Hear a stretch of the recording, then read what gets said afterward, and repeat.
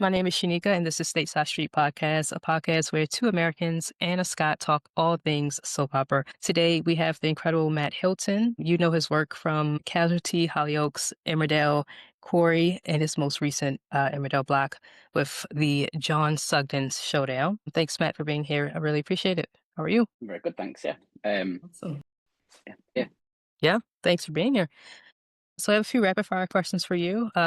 Don't think, just respond. Number one, the Dales or the Cobbles? I get asked this a lot.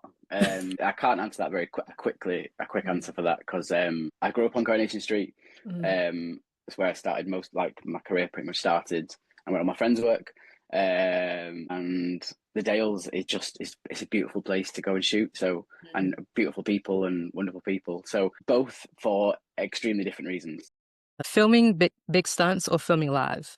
I'd say big stunts because I've only ever done one live as an assistant director. Oh no, I might change my mind actually. I'll go for the live. There's something about a live episode which is just it's a different when you've successfully done it and you've been part of that with the team. It's something else. Yeah, I'll go for a live actually. I would think it would be like a big weight off your shoulders once after you finish the live episodes because it seems so stressful, you know. Yeah, it is, and but when you rewarding.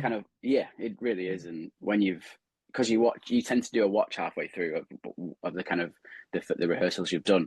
So when you see where you were, and then you make your tweaks and things, and then you see the final thing together, and then you hear that final kind of countdown as you're coming off air. It's it's a buzz like nothing else. Big stunts are great, but they're just kind of stressful, really. Last film or TV series that you rated 5 stars? Probably a TV series. I'm loving Alien Earth at the moment. I'd give that 5 stars. Which I'm really enjoying. It's not finished, so it might not land all 5 stars when it finishes. I think of what else. I've watched quite a lot of TV, so I can't think really. There's a show actually on Paramount Plus called The Agency, which is absolutely adored. It's a CIA Michael Fassbender show. It's so tense. It is brilliant. Yeah, superb.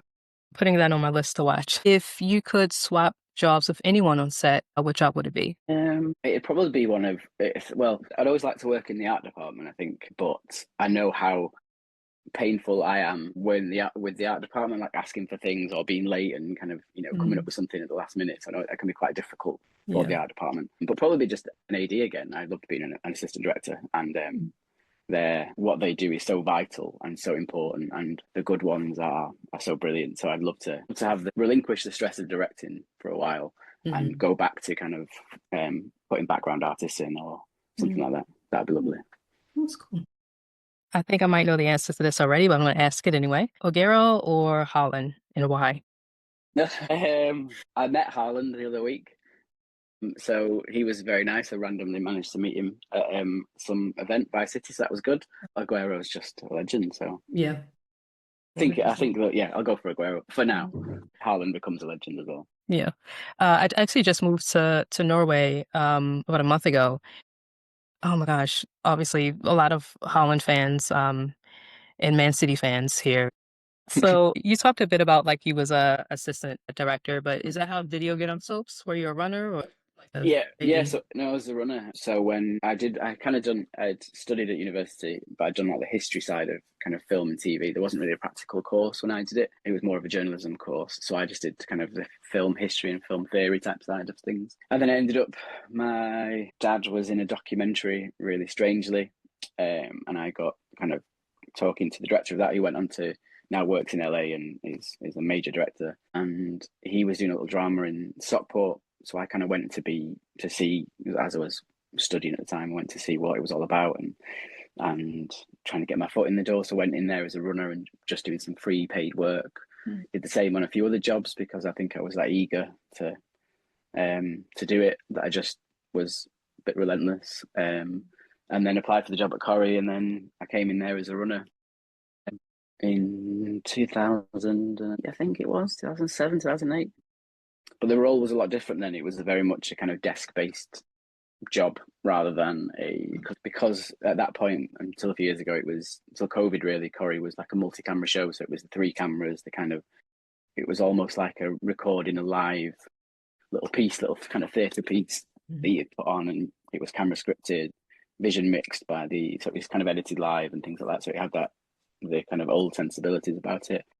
So it was a different kind of role then, and then ended up on the production floor as a third for a number of few years. And whilst I was doing that, fancied, I'd always kind of dreamed of directing really, and started shooting a few other little things and shot some kind of content for the ITV charity show, Tech Santa at the time, because they just wanted little inserts and stuff. So I shot them, which were always good fun. And then there was like an internal program at Coronation Street and Emmerdale to do multi-camera training to learn how to do the kind of camera scripting side and how you stage a scene for multi-camera and how you hide all your shot changes and all those kind of things. So all the kind of functions of how we shot stuff back in the day. So I did that. So I was one of the youngest people at the time to do that. I think when I left from being a staff member, I was still a third AD. I think I directed the show as a third AD. It transmitted as a third at the time. So it was quite a responsibility not to get it wrong. But they trusted me with some really major stories at the time. I think my first ever shooting block with my own full name on rather than with my mentors was the block after Kylie passed away, which was a kind of mammoth 6-episode block and really emotional.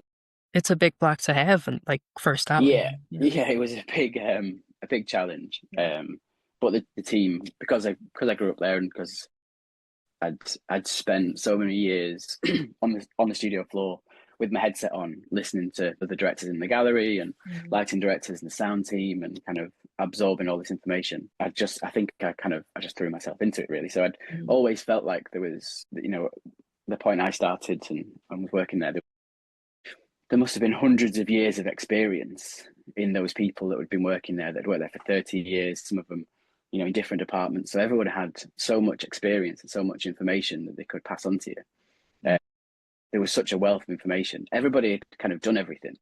So everyone had done a big stunt or done a previous live episode or set someone on fire or blown something up or whatever. They've kind of done it because it's been running for such a long time. So there's such a wealth of knowledge in those places. So I was just like, how do you do this? What does that mean? What does that button do? Should I do this? Should I do that? And that kind of stuff. So you could just absorb it from people. One of my mentors had directed like 350 episodes of Coronation Street. So, you can't, and then he did the last live episode. So it's like, it's just a wealth of knowledge there. Experience, yeah. It's vast. That's really cool. So are you assigned blocks or do you pitch it to producers, or like how this?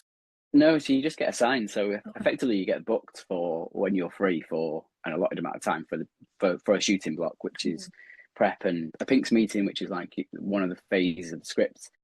You come in early and you read that first kind of, or second draft, or whatever it is, of the script, and you go break it down, you go through the producers, and then you start your prep. So it's about 7 weeks from start to finish. So you kind of get booked for that period of time in the calendar. Within the soap calendar, there's certain weeks, like next week is NTA week. So there's kind of peak weeks where Christmas is an example, and where you kind of want the viewers locked into that story point, and so those are kind of predetermined during the year. So for the block I've just done of Emmerdale, I think I was one of 3 directors that were kind of positioned to be in around that time, so that if something big like we did and we are doing comes up, then you're kind of there to do it really. So, but when you're in those meetings, the script meetings, you do get to pitch kind of visual ideas for it and story points and things you think might make it a more interesting episode, or how you want to kind of pitch it, or things you think that will advance it and kind of create a better visual episode. So so you're kind of positioned to be there for those weeks really. So sometimes you'll get nothing, sometimes you get a fun drag night in the Rovers like I had recently, and then sometimes you get John and Aaron and Mac in a bunker and stuff like that. So you kind of wait and see what you get really. Was there ever a storyline that you wished you would have gotten or had the chance to direct? Probably quite a few. One of the sometimes happens is you miss people. So because the stories are shot in so the way they're scheduled in the kind of because we're all shooting at the same time, so different stories will take place with different actors in different groups of scripts really, with different directors. You can miss an entire kind of strand of story. So I really missed stuff like Belle and Tom's abuse. I never had any scenes of them. There's a few like that. Paul and Billy in Coronation Street there, Paul's motor neuron disease. Barely, I think I had one scene at the very beginning. So just those things really, you kind of miss. There's big things, I'd love to have had a go at doing the Vicky Thomas did a brilliant job of the limo crash at Emmerdale. That I'd was love to have a go at brilliant. some. Yeah, it was superb. So I'd love to have a go at something like that and see how it'd be different. But often it's the little things where you go, oh, I wish I got to work Mhm. with Peter Ash Yeah. and people or some people like, you might not work with at all that just that come in, you miss them and then they're gone again. So Yeah. yeah, so you kind of miss the different people and different experiences really. Yeah, we interviewed Ashish Gadvi, who talked a lot about the Belle and Tom Mm. storyline. It was so brilliant. It was such a brilliant storyline. Like how often do you interact with like the first and second AD? Like how is that relationship and collaboration like on With the set? first and the second, quite regularly. Mm. You're part of the same. I always think you're part of the same team and things. So, yeah. So they're quite vital. Everyone's kind of focused on their own section really. So it's the Mhm. first is kind of your right hand person, and I try to keep them as part of the team, and I know having firsted how the pressures they're under and the things they're thinking about and things. So I try to take some of that weight as well. So I still think I look at things with an AD kind of head on at times, or Mm. will find my way out of a situation using the skills I learned in that department. So quite closely, really, yeah. And it's always, the more you can have especially with stuff like, say, like the Eden, the Tom and Bell story, or the things we've done on Emmerdale this week. Like, Mm. it's hard in that cottage to make that an enjoyable environment to work in. It's tense, it's small, it's hot, there's a lot to do, it's pressurized. So you and the first can kind of manipulate that environment to make it nice and light and fun and creative. I think that's a big part of my role is to make it an environment you want to work in, and everyone trusts they can do their best and be creative and be honest and come forward with ideas and things like that. Um, so I think it's a really, for me, the first to director relationship is really important, and Mhm. it's tricky sometimes when the first few days are kind of finding that equilibrium and things. But yeah, more often than not, like I say with these Emmerdale eps, it was important to me to kind of make sure that it was an environment in which we worked really hard on what we did, but we also took the time to enjoy ourselves. I try to bring that to every set, really. Yeah. And do you have like your own sort of core crew that you like to work with, or are you just assigned? Um, More often than not, you're assigned. You can ask for people, Mm. and I've worked with for I think for a brief period at Emmerdale, I worked with roughly the same people just out of chance, really. And I think a few times, well, the first few times I went there, I kind of asked for someone I knew, and then I asked for a few other people, and as you kind of build up your knowledge of different people, and I think you connect with different people in their, like the camera team. You connect with certain people, how they shoot stuff and their aesthetics and how they like to shoot stuff. So you just kind of click. So um, it's kind of, when we talk to production in advance, it's always worth asking for those people, but just because it makes everything easier, because they know what you're after, Yeah. they know how you kind of communicate and what you're looking to do. So it just makes everyone's life a bit easier, really. And the same at Corrie. A lot of the people I grew up with there, and say like the Tech Santa segments I was saying about, at the time, a little core group of us, me as a third AD and Lisa as a camera assistant and James as a electrician at the time. And now Lisa's the head of cameras. I'm a director and James is a lighting director. So we've all kind of ascended to the places we wanted to be. So I often get those guys, and the fire at Coronation Street last year, the Platt's explosion, was me, James and Lisa had worked together for probably 10 years now. So we always kind of end up on our units together, which is always good fun. We can argue like we used to and stuff like that. So it's always quite good. Yeah. But sometimes you just get assigned a group of people and you crack on. So yeah. Do you have a bit of a trademark as a director? Like if, audiences can kind of look back and see, okay, that's a Matt Hilton episode. I don't know. People say that they can recognize mine, which Mhm. I don't know if I don't particularly think that. I Mhm. think that I think that for a long time, I think I just tried to make stuff look as kind of filmic as possible and would make the TV I'd want to watch. But I suppose, yeah, I don't feel like I have a visual trademark. I try to make every shot have something nice about it, and have some meaning to it, and those kind of things. But often, sometimes that's it's just you just capturing someone's brilliant performance, really. So I don't think so, but I've been interested to see if people think I do have, because I just think I kind of roll with whatever I'm doing, really. Yeah. What I love about your style, like personally, I think you're a master at like pacing and setting the tone with things. I was actually rewatching Casualty, and one of your episodes, The Last Post, brilliant, absolutely brilliant. Thank you. Yeah, no, it's one scene in particular when Tariq was walking through like the flat before he finds Oh yeah, Rash. Absolutely brilliant. Like the way you kind of set the tone and build the tension, absolutely brilliant. Masterclass at that.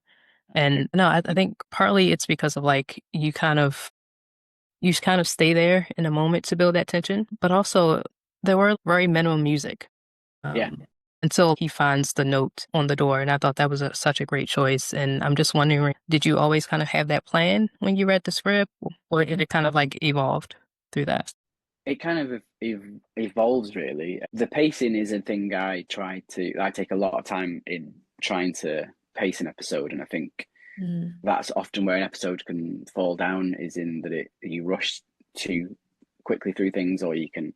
I mean, a lot of the time it's difficult because the script, you go off to shoot it, and then you can end up with a lot more or a lot less than the allotted time you're in. So obviously one of the difficulties is it's not a film, and you can't just put out the version you want. So it's trying to manipulate that into a set time frame. So I did spend a lot of time trying to manipulate the pace, and I think I'm getting the ebb and flow of everything. And I often do once we've edited and fine tuned, I do a second pass just to tweak the pace and manipulate it again. So I think it's the thing that I hate when I watch TV, and I think it's paced badly. So I make a point of doing that.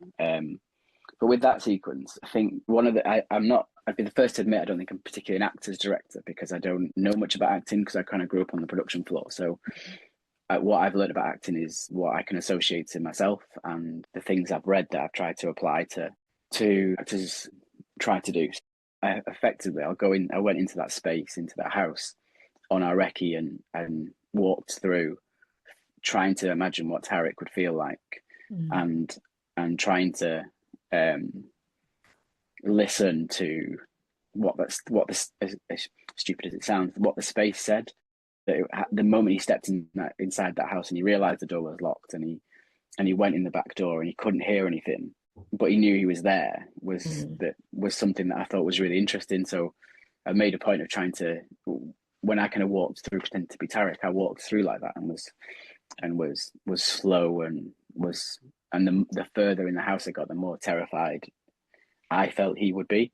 So then me and Manpreet talked about that, and said that there was, it's not preempting his realization of that something bad's happened, but sometimes when in life you'll find that point where you go, something bad's happened, and you just have a feeling, but you don't know what it is. There's no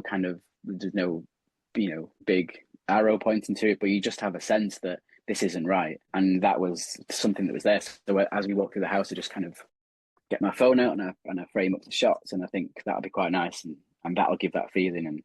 And then Manpreet was the same. He said that he felt like that was what Tarek felt the further he got into the house. And I always loved the idea that as soon as he saw the note, that he knew, but it wasn't really real until he pushed the door open. So that there's that kind of moment of, if I stay here and don't push the door, then it won't happen. But inevitably, he has to push the door.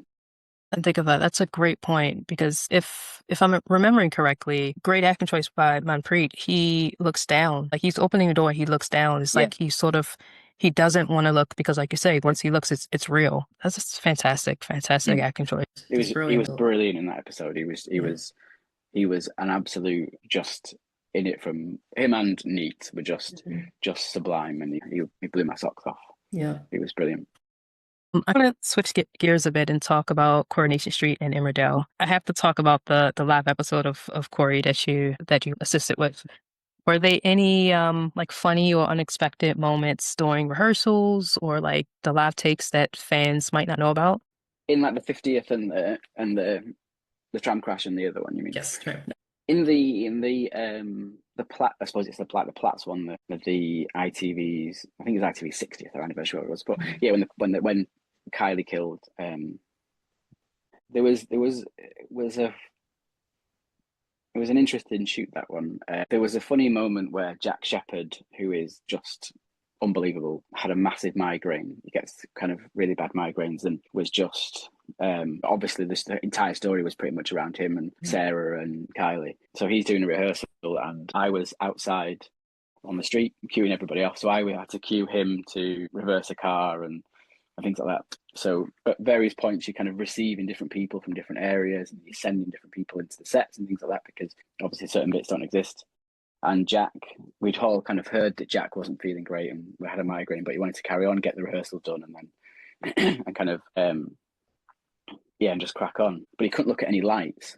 So obviously there's lights everywhere. So he kind of just kept his head down, did his dialogue, and then moved on to the next bit. But as he'd come out of studio, crossed over to the street to us, he just stopped, thrown up, No. kind of, and he only had say like 45 seconds to get from the studio to the lot or something like that in a really tight crossover. So I'm waiting and you can see him throwing up, kind of gets a drink of water, just carries on, and we're all like, and he's like, don't just carry on, and just persevered throughout it. He had it was terrible to see him, but he was just like, we've got to get it done. So Gotta get it. I know that's a funny moment, but it was very much like Jack being the ultimate professional, like he is, just wanting to crack on. I mean, master of his craft. Yes. Yeah. Oh yeah. Makes it look incredibly easy. Yeah. Yeah. The Platt fire, that stunt, absolutely incredible. I love like the tracking shot through the house, and it's absolutely brilliant. Can you kind of walk us through how you approached blocking and filming that scene? Yeah.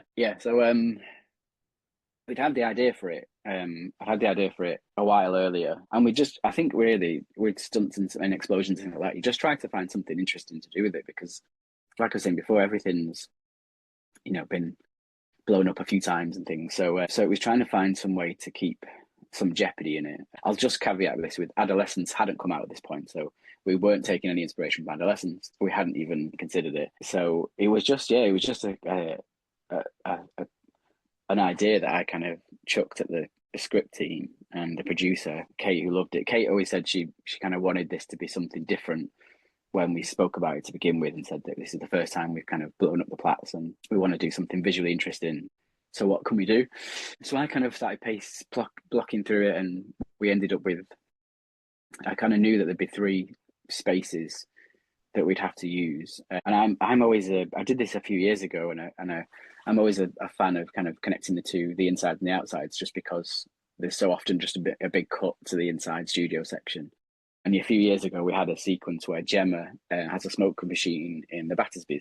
Chesney and Tyrone smash through the door, and I wanted to go through the smoke to find Gemma and Paul kind of dancing away with a big DJ set and a smoke machine and stuff. So I kind of had that in my head, thinking, well, that worked with the smoke, so why don't we try something like that but do a bigger version of it? So then it was just a case of walking through, doing the same as, like I said, with Tariq and Manpreet's sequence, and kind of getting out there and walking it through and thinking, how do we move the camera? How do we take it with us? Then we spoke to Debbie Oates, who we kind of, we had a meeting with Debbie about how we changed the script to suit the action, to take us with certain characters and take us on the journey. Because I think at one point we went to a different set in the middle of it to see where the kids were. That was it. We went to see where the kids were to kind of establish that they were safe. So we kind of took that out. So then it became a thing about how we mapped it out and how we moved it to to move the camera with us. And I just kind of walked it through. So then as we got, say, for the first cut, I went outside and kind of looked around and imagined what I thought everyone would be doing. And then the bits that we'd kind of leave characters behind us and follow Nick and Shona, get to the back door. And then it was like, right, how do we get inside the house?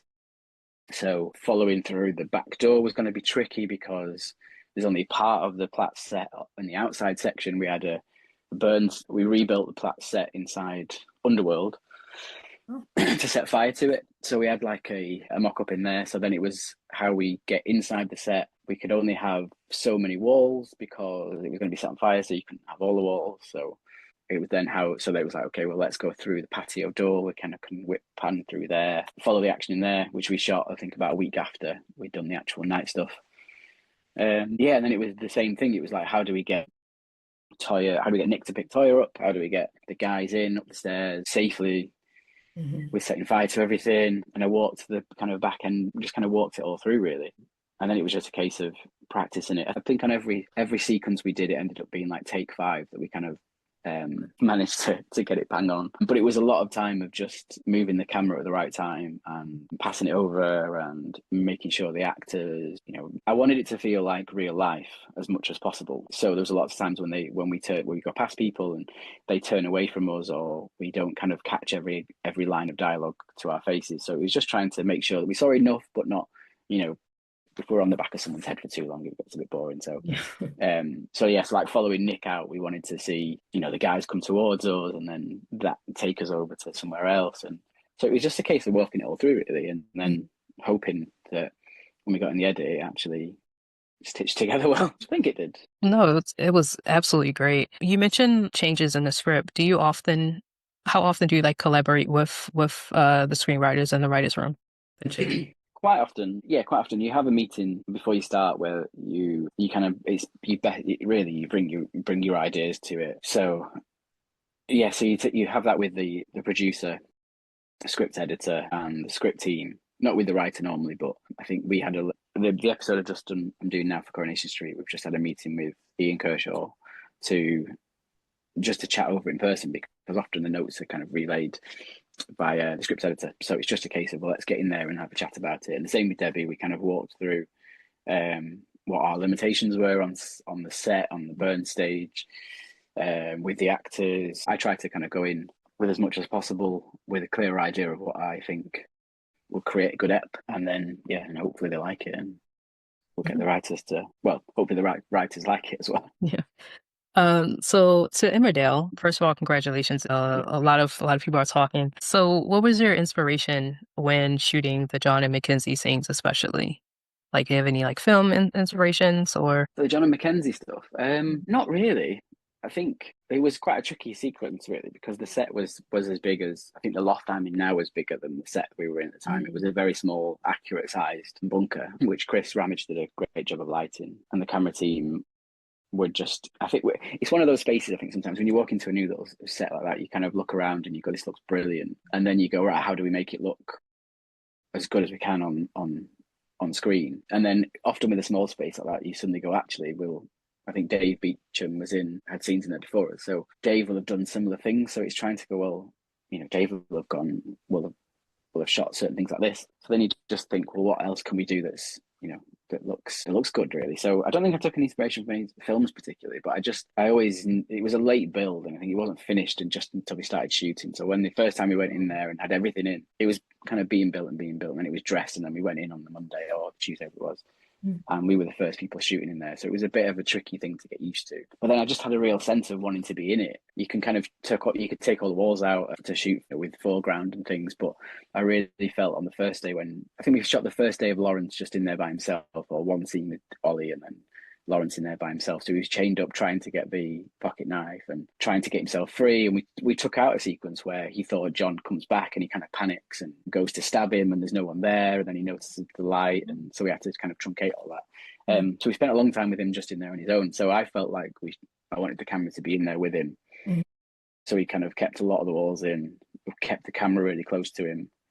And that was it, really. I felt like that was my feeling, was like, I want to be locked in there with him. So I don't want to be locked in there with him. I want to feel the audience to feel like they're locked in there with him.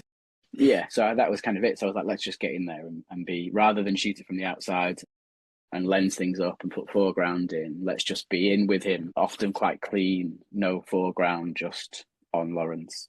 And if the going down his arms from the chain, I kind of really liked. And but it's the same thing, like I said, Batman Pre.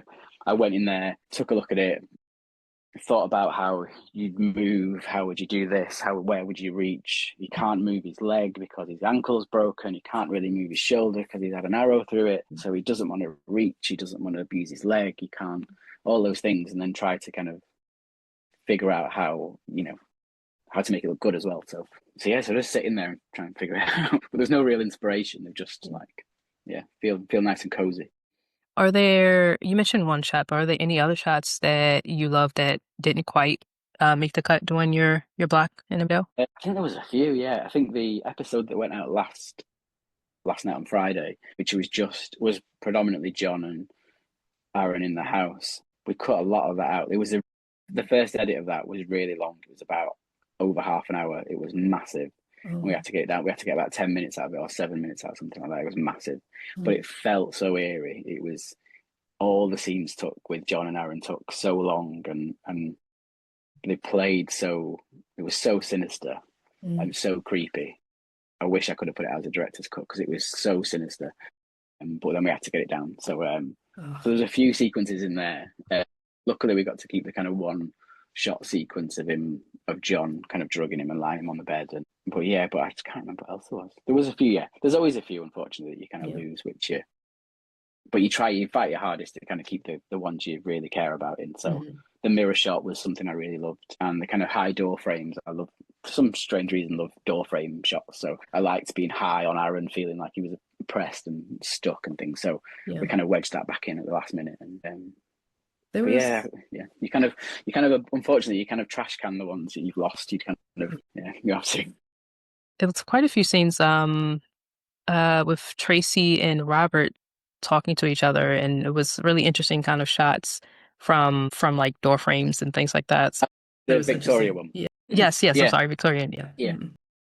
That was the same. It was kind of, I've shot in that set a few times, and I kept thinking about wanting to. I like framing stuff like that, but I was always thinking of, we want them to feel like on the same page, and their drive is the same, but kind of, so there's wanted a similarity in there, but something that was a bit different, and they weren't together and in the same shot, and they were separate but similar. So during like the Aaron and John scenes Friday, to me it could be my highs, but it seems like it was sort of like desaturated or muted from like the other scenes. So like, do you think about that like while you're filming, or is it just through the edit and color grading you're just like, okay, this fits better than having like more saturated color? No, there is it was a choice which we passed on to the grading department and the lighting.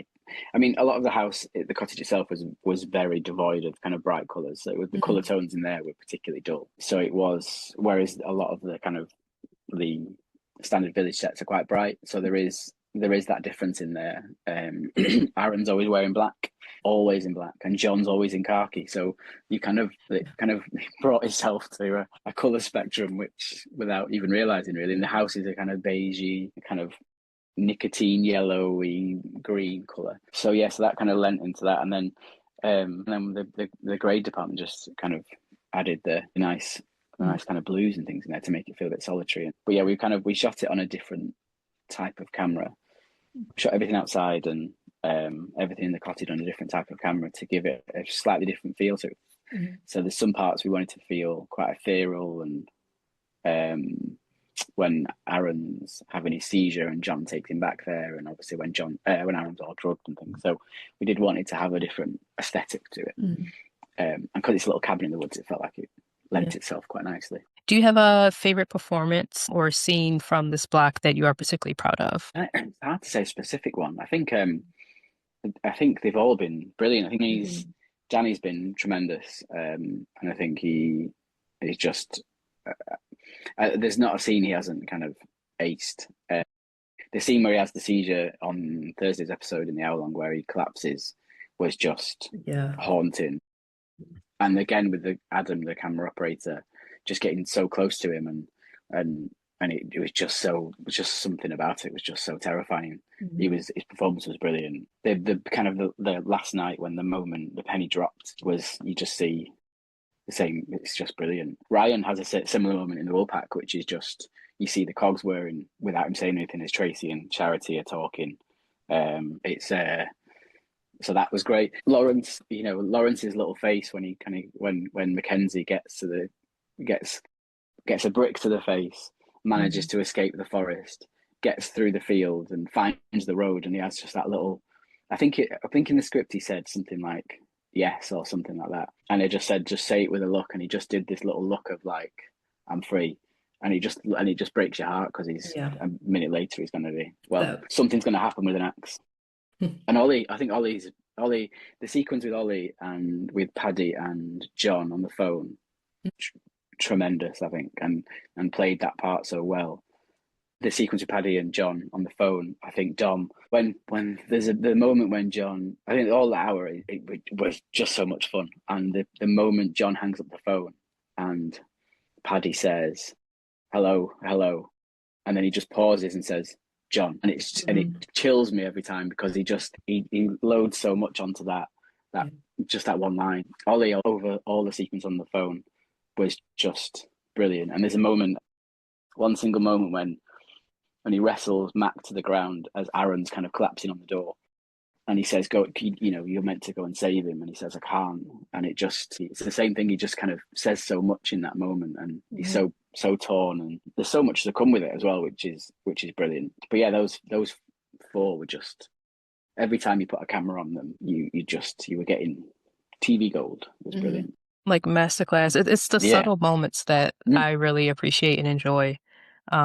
Yeah, especially Lawrence, like you said, that look of like relief, like, oh, I'm finally free, I finally made it. It really is heartbreaking because I'm just like, it is, yeah. So we'll see what happens next. Yeah, who knows?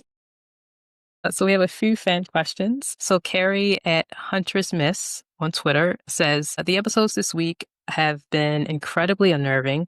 Does Matt have any director or cinematographer he is inspired by? Probably like Denis Villeneuve and I love Hitchcock and things like that.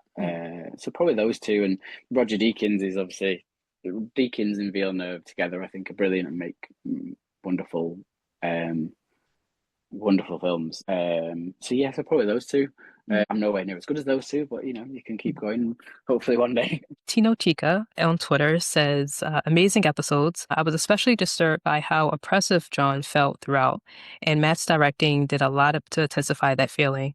How did John and Aaron's particularly sensitive character dynamics influence Matt's decisions, and does he have fun behind-the-scenes stories to share? With those scenes, I specifically tried to frame them so that they would feel like oppressive, and we used a lot of John being, because obviously normally you frame things in a certain way, and we tried to put John very heavy in the frame so that he was kind of all encompassing and completely more as the episode went along, especially in last night's when he's leaning over Aaron. It was getting Aaron so trapped in one corner and John so far in his face that he within that space he's trapped. So often in advance, what I tend to do is, what I do now is as I'm breaking down the scripts and the story, I'll kind of make a little chart of the story points and the main characters in the stories I'm telling, and then I'll look to kind of figure out what their most prominent feelings are or what they're going through, and I'll do a little breakdown of what I think we can visually add to that to help create that. So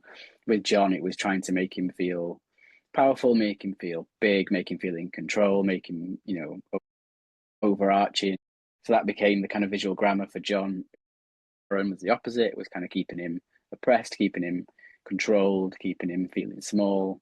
So there was lots of headroom on his shots. There was keeping him boxed in, things like that. So I tend to do that. So I do kind of a little visual grammar breakdown for each character, and then find a method, if it's like using zooms or using tracks or whatever kind of whatever I can do really. Behind the scenes stories, probably none that I can repeat. It was just a very fun set. You kind of locked in Danny's never stops having a laugh, and Ryan's the same. So it was just a very fun, despite the tension we created in there, I think it was just a very fun set, and a lot of hard work and a lot of difficult amount to shoot in the time we had and things, but it was just really good fun. We had a really good time doing it, and I'll try and think of anything that anyone will let me share. I think it's really good to have like that sort of family vibe or a fun set, especially when shooting such hard scenes. It's really good to kind of have a space where you can kind of decompress. Yeah, that's everyone's. I think one of what I always try to pass on to people is that everybody's there because they're professionals and because they're so good at their jobs and things. So for me, it'd be like remiss of me to to not listen to the idea of a camera operator who's clearly got a very good eye. He's doing that job because he's brilliant. It might not lend itself to the scene, and it might be something where you go, okay, that I like that idea, but we can't use it now. Let's use it later on, and we'll bank that for later on or whatever. Yeah. But it's the same with the actors. You know, me and Danny talked about different things, and I'd staged a scene one way, and he thought it might be better if this thing happened, and so he's finding that little balance and going, well, you know, you've done this. I've done X amount. Whatever it is, 150 episodes. You've done 250 episodes, whatever. So it's using all that experience and going, well, you know, I trust you, and if you trust me, then let's find the best way we can do it.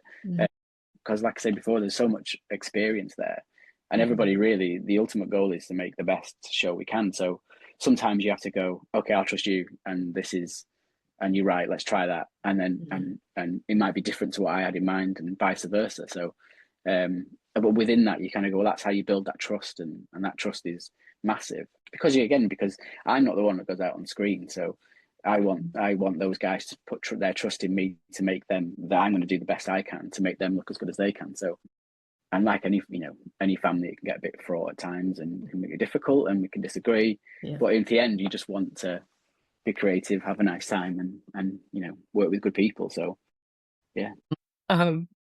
You can't answer this, but they asked, "Is John going to die?" But they said, "It's great episodes, absolutely brilliant, and that you're one of their favorites."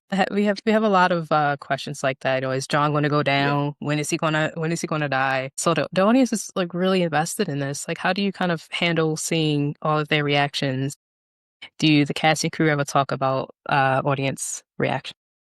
Yeah. I think we do. I think a lot of the times it's nice to see people notice the things that the little things you put in, or the time you've taken on little things. Yeah, and it's nice to know it's worked. I think one of the the last few nights, it's been great to see. It's kind of, because especially Twitter, it's like a live, feed of what people are thinking. So it's great to kind of find those moments where you see everyone's reactions, and as soon as an example last night, it'd be great to see what people think of Monday. But on last night's, when Aaron kind of finally the penny kind of drops, it was great to see everyone go, "Oh my god," and things like that, because that's what you want. And you by the time I watched it last night, I've probably seen this over 10 times, read it over 10 times, probably did 5 takes of it, or 6 takes of it, whatever. So by the time you get there, you think you kind of know if it works, but really I'm not shocked anymore. I know what he's going to say. So it's great to see that it hits and lands with people. I think one of my favorite memories ever of that was when I did the helicopter, the Mac charity Chloe car crash. Yeah, because it was great to see the kind of reaction to that. And the same with a casualty I did, where the train hits Phoenicia and Lev in the car. Well, particularly when Lev got hit, Twitter just went silent. And then there was just a flurry of like, "Oh my god," and messages and blah blah blah and stuff like that. So it's great when you kind of realize you've fooled everyone, or you've achieved the goal, really. So, but yeah, we do talk about it, and sometimes it's sometimes you get people that hated it. So but can't please everybody.